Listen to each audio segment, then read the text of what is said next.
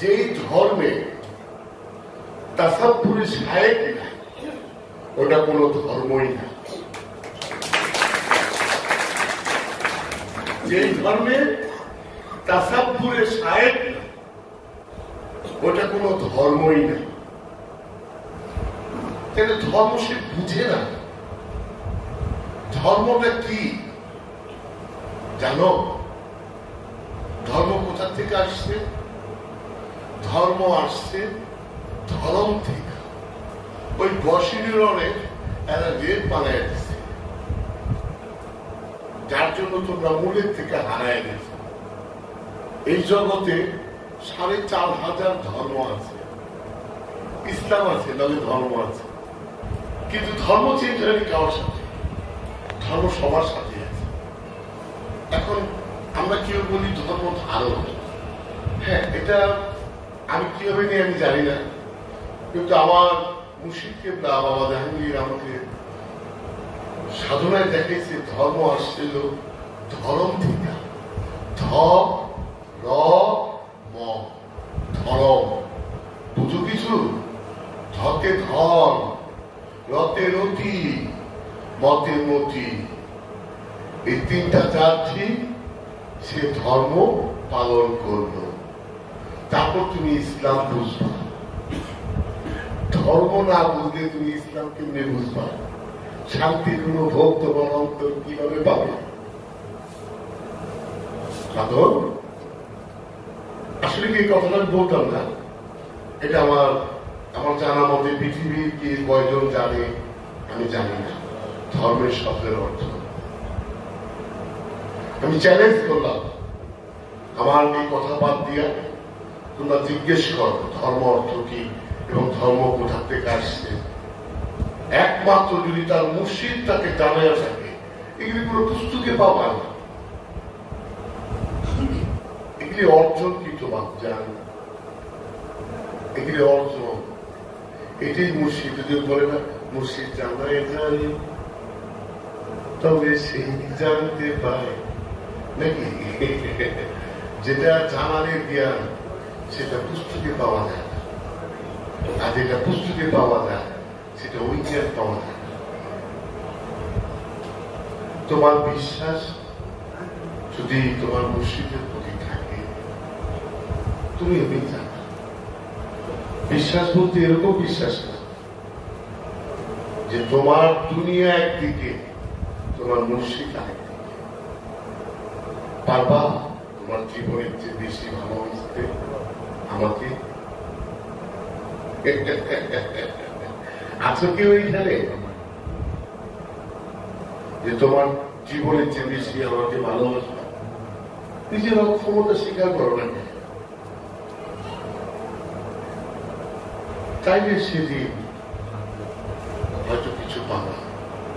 আর না এরকম বাবা জাহাঙ্গীরের বই পড়া মুখস্থ করে বাবাও বলছে কয়েকটা যুক্তি দিয়ে হারাই দিলাম মারহাবা মারহাবা মারহাবা, কিন্তু আমি কিন্তু ওই কাজ কলাই রয়ে গেলাম।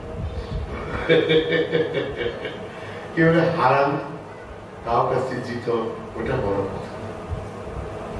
বড় কথা হল আমি কি পাইলাম।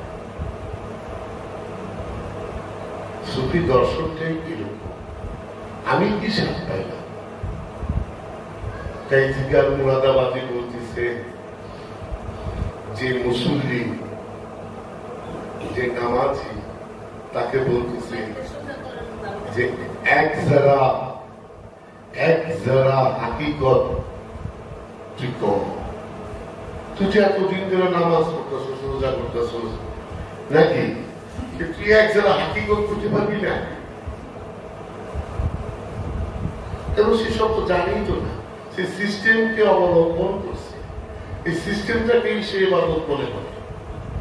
ইবাদত তো সিস্টেম না, ইবাদত করতে হয় হৃদয় থেকে, মন থেকে। তার জন্য যদি না কাঁদে, আমার শুদ্ধে কাঁদলে কি 2 পয়সা দাম নাই, যে মতো আমার মন না তার মতো নেই।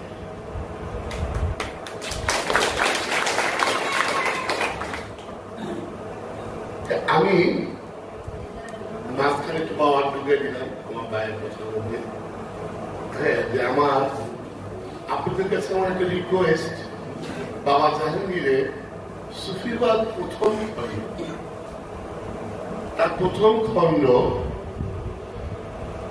আমি না সবাইকে দেখছি যে সবাই কোনটা বললে কি ফজিলত হবে, কি করলে ফজিলত হবে, তোমরা সবাই দিয়ে গেলি বুঝো বুঝছ। আমি বাবা জাহাঙ্গীরকে বলছিলাম, বাবা শয়তান, খান্নাস, ইবলিস, মরদুদ এবং কবির সম্বন্ধে তুমি একটা ধারণা দিয়ে যাও। উনি কিন্তু প্রথমে বলেছিল, সেটা ছিল এত বড় একটা পেজে, তোমরা তো কেউ এখানে পুরানো লোক নাই, তো এত বড় এক পেজের মধ্যে বাবা এই কথাটা, এই জিনিসটা তুলে ধরছে, বুঝছ। এই জিনিসটা যদি তোমরা, যে শয়তানের কি স্বভাব, খান্নাসের কি স্বভাব, মরদুদের কি স্বভাব, ইবলিসের কি স্বভাব, খবিসের কি স্বভাব, এখানে কোরআনে 19 রকমের ধোঁকা দেয় মানুষকে শয়তান। তোমরা আগে এই ফজিলতটাকে জানো, এই ফজিলতটা যদি ঠিক করতে পারো, হ্যাঁ, তাহলে তোমাদের অনেক কিছু ঠিক হয়ে যাবে। তোমরা সবাই এইখানে ধরো। আমি বলতেছি এখানে বাবা জাহাঙ্গীরের সিংহাসনে বসে, কারণ আমি দেখছি যে এখানে যা দেখা যাচ্ছে এর বাইরে আমিও নাই, বুঝছো। যেদিন এর থেকে বের হইতে পারবা সেদিন তুমি একজন সুফি হইতে পারবা, তাহলে সম্ভব। বাবা জাহাঙ্গীর স্পষ্ট দিয়ে গেছে, স্পষ্ট। তারপর আবার কি দিচ্ছে জানো, যে এখানে যে কোরআনের 19 জায়গায় কোথায় কোথায় সেটাও তুলে ধরছে। তোমাদের সকলের কাছে আমার রিকোয়েস্ট, যে সুফিবাদ এই বইটা যদি না থাকে, তোমরা একটা করে সংগ্রহ করো, আর 115 পৃষ্ঠা এই চ্যাপ্টারটা তোমরা আগে নিজের জন্য পড়ো। সারা জীবন তো অনেক কিছু পড়ছো, আমি পাগল মানুষ, একটু বুঝি না, জ্ঞান শূন্য। যে এই জিনিসটা যদি তোমরা পড়ো, তোমাদের অনেক ধারণা চেঞ্জ হয়ে যাবে। এটা আমার বিশ্বাস, আমার অনেক বিশ্বাস তোমাদের ধারণা চেঞ্জ হয়ে যাবে। কিন্তু আমরা সময় অবগত, সরকার সম্বন্ধে কোথাও আলোচনা হয় না, খান্নার সম্বন্ধে কোথাও আলোচনা হয় না, ইবলিস সম্বন্ধে কোথাও আলোচনা হয় না, হ্যাঁ, তারপর মরদুদ সম্বন্ধে আলোচনা হয় না। আল্লাহ কিন্তু কাউকে টিকেট করে নাই ওই শয়তান, শুধু একমাত্র রাহাবকে ছাড়া, তাই না? বলতেছে, দেখো যে লোকটা দেখো পথভ্রষ্ট, বলে দাও সে শয়তান। যে লোকটা দেখো কুমন্ত্রণা দেয়, বলে দাও সে খান্নাস শয়তান। যে লোকটা অহংকার করে, বলে দাও সেই ইবলিস শয়তান। যে লোকটা এই দুনিয়া ছাড়া বাড়ি গাড়ি টাকা পয়সা তারা কিচ্ছু বুঝে না, বলে দাও সে মরদুদ শয়তান। আপনি কেউ বলতে পারবে কোন মসজিদে বা কোন ওয়াজ মাহফিলে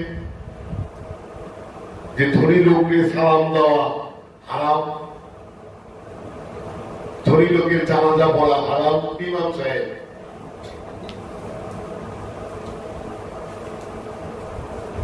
আসি কি পারবে? ইমাম সাহেব একজন ধনী লোকের দেখে, আঙ্গুলে দেখে যে আপনি জাহান্নামে যাইবেন,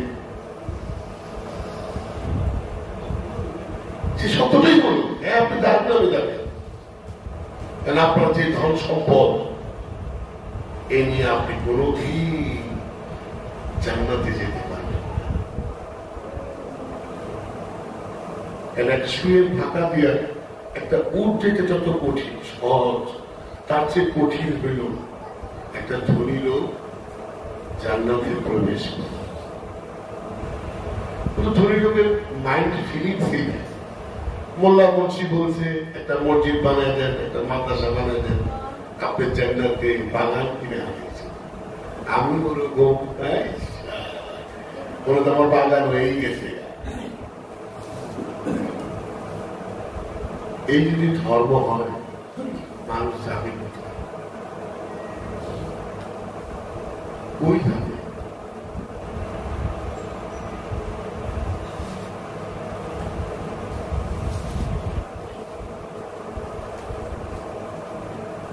ধর্মটা মনে প্রাণে গ্রহণ করে নিতে হবে। এটাই